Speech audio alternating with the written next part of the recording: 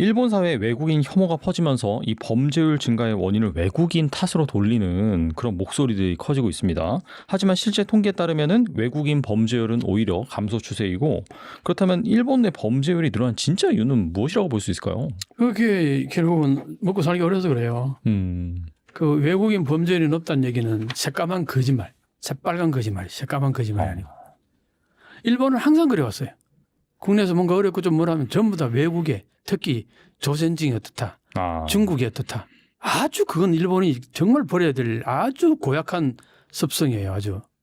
그게 이제 과거에 국내 시끄러우면은 외부로 돌린다 해서 임진왜란도 데 있었고 뭐 그러잖아요. 네.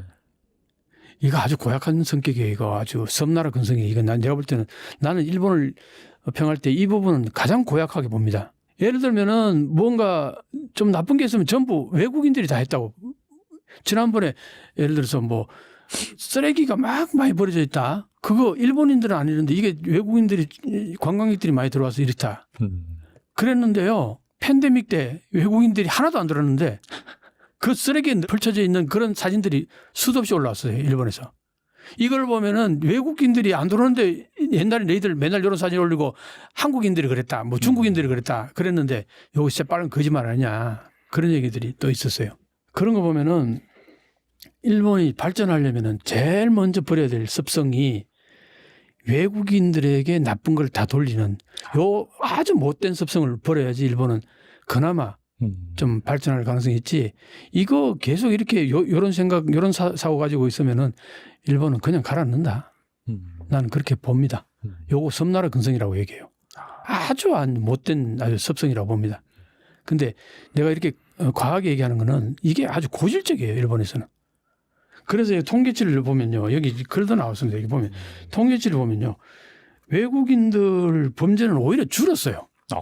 내가 보면은 2010년도에는 0.56%였어요. 이게 재류 외국인 수가 213만, 그 다음에 2016년에 223만, 2020년에 288만, 2024년에 376만. 많이 늘었죠. 많이 늘었네요, 진짜. 그런데 범죄율은 0.56, 0.45, 0.41, 0.32 오히려 줄어들고 있어요. 그러네요. 이게 통계치 나오는 겁니다. 그런데 이런 얘기를 한다는 게 말이 되냐고요. 그런데 그게 또 동료됩니다. 일본 국민들은. 그러니까 동요되니까 말을 하겠죠. 동료되니까 그렇게 말을 하는 거죠. 그러니까 이걸 가지고 옛날에 무슨 누가 아소다로가 팬데믹 때 왜 일본에서는 팬데믹 환자가 그렇게 많지 않나, 그걸로 사망자가 적으냐. 내가 그걸 쭉 추적해 본 데는 그 전부 그 한마디로 조작해서, 통계 조작해서 그런 거예요. 그런데 아소다로는 뭐냐. 일본이 민도가 높아서 그렇다. 내가 그때 진짜 크게 웃었어요. 민도가 높긴. 이런 거 보면 민도는 한참 떨어지는 거예요. 이런 거 보면은. 통계치가 이런 데도 불구하고 누가 무슨 뭐 외국인이 어떻다 그러면 바로 그게 동요해가지고 외국인 배척 운동이나 일어나고, 그게 대부분이 한국이나 중국이었어요. 그 대상이. 지금은 이제 젊은 세대들은 한국이 악고가래 동경의 대상이 되고 있는데 이런 게 이제 안 먹게 되겠지. 앞으로는. 말도 안 되는 얘기들 하고 앉았어요.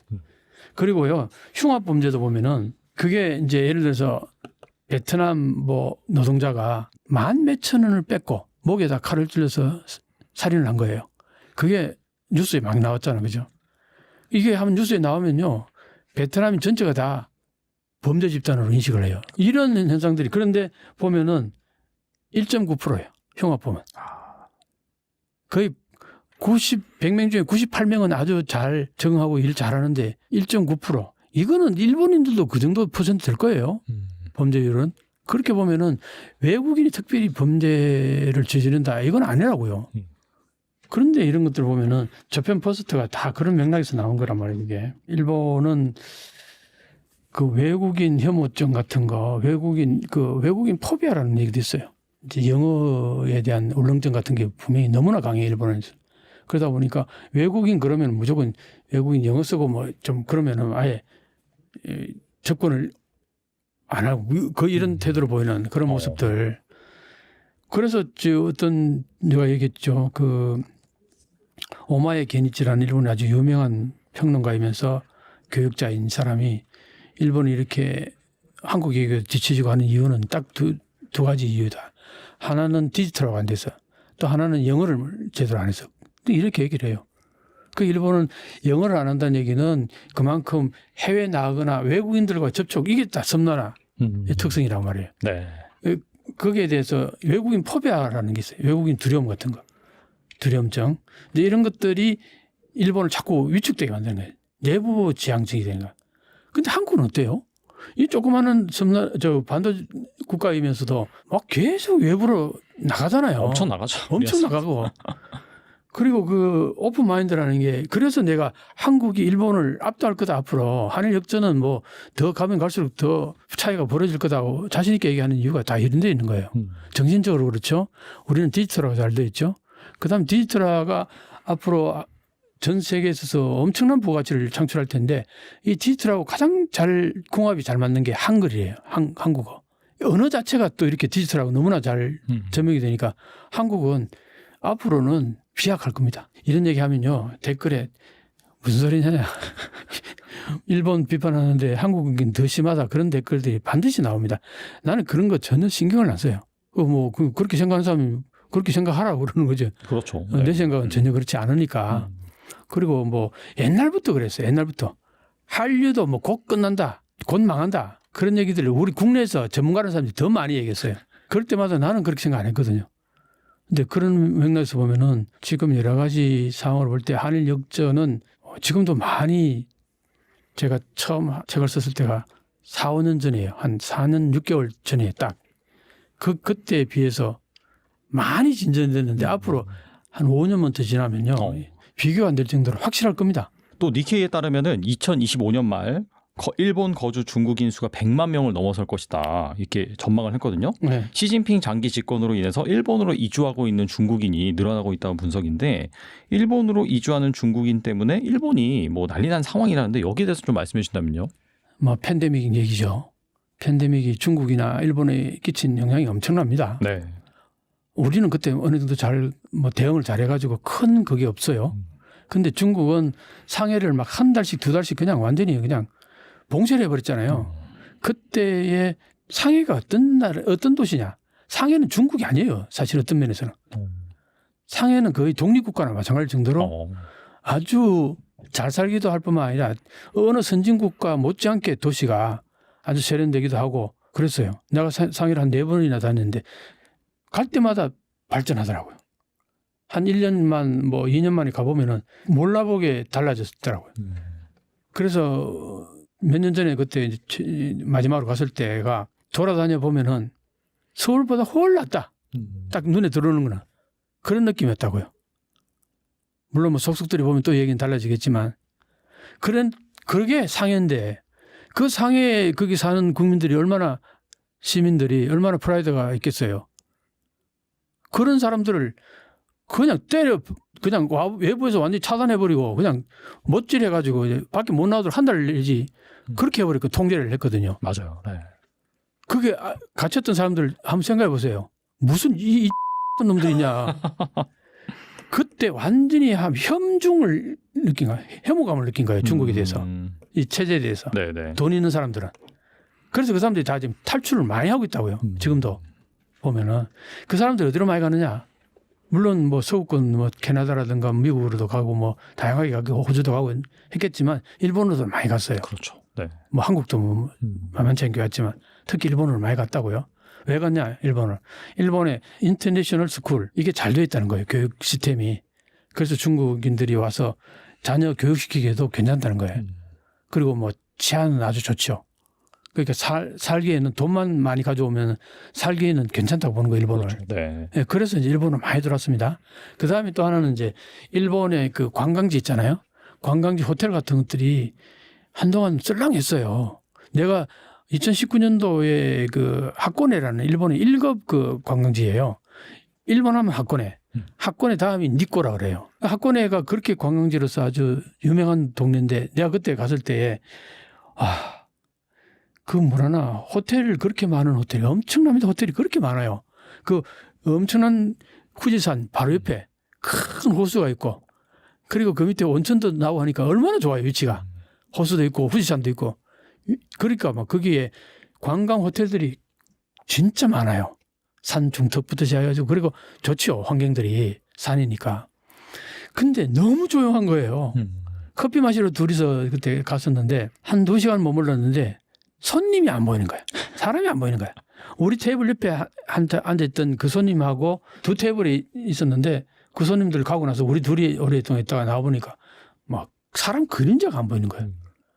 야, 그러니까 어떻게 했어요? 그게 내가 볼 때 그때 한 번만 그랬던 게 아니라고 나는 보거든요. 물론 뭐 주말 같은 경우는 좀 더 많은 손님들이 올 수도 있겠죠.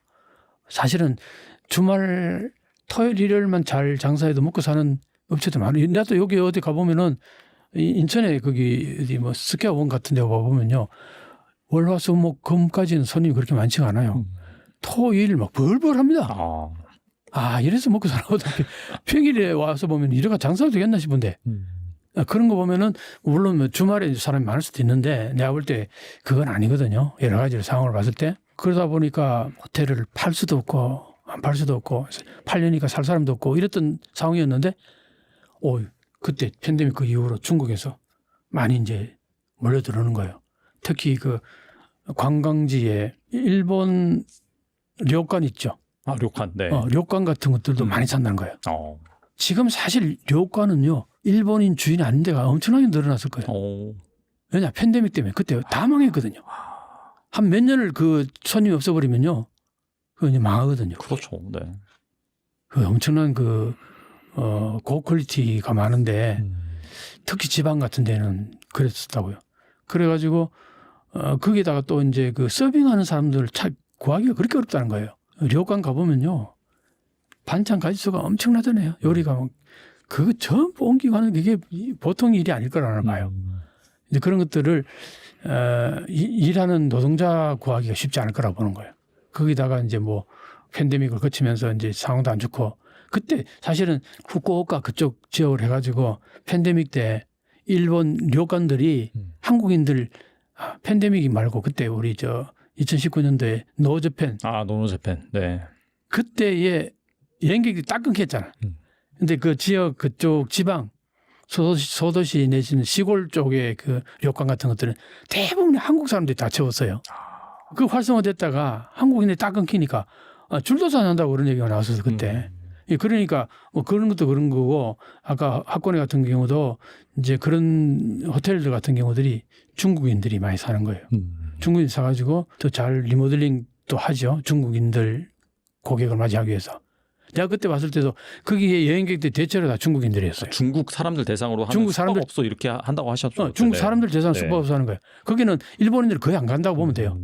중국인들만 대상을 한다고 봐도 돼요. 중국 관광객들이 워낙 많으니까 그게 장사되는 거죠. 그렇게 되면 하나 둘 이제 중국인들로 소유권이 넘어가는 거야. 이런 것 때문에 이것도 있고 또 하나는 이제 가장 이제 일본인들이 되게 문제시하는 부분은 뭐냐면은 도쿄 같은데 어떤 지역에 가면은 그 건물 전체가 중국인이에요. 중국인들은 건물 하나 전체를 살 때에 한 50명이나 100명이 똑같이 돈을 내 가지고 그렇게 사는 경우들이 많다는 거예요. 어떤 한 사람이 돈 많은 사람이 건물을 사는 경우도 있지만 그런 네. 경우는 드물고 보통 보면은 30명, 50명씩 이렇게 막 모아가지고 돈을 산다는 거예요. 그 사람들이 전부 다 여기 들어와가지고 그걸 이제 전세를 넣는다거나 월세를 넣는다거나 이러는 거죠. 그런데 비싸게 받는데요. 그러면 이제 거기에 대부분 다 중국인들이 들어올 거 아니에요? 그러면 그 마을 전체가 이제 왁작지껄해지는 거예요. 시끄러워지는 거예요. 그리고 음식물 쓰레기 분리수거가 잘 안 된다는 거예요. 이거 한번 생각해 보세요. 일본 사람들은 뭐 깔끔하게 그러는 걸 좋아하는데 그게 이제 안 되는 거예요.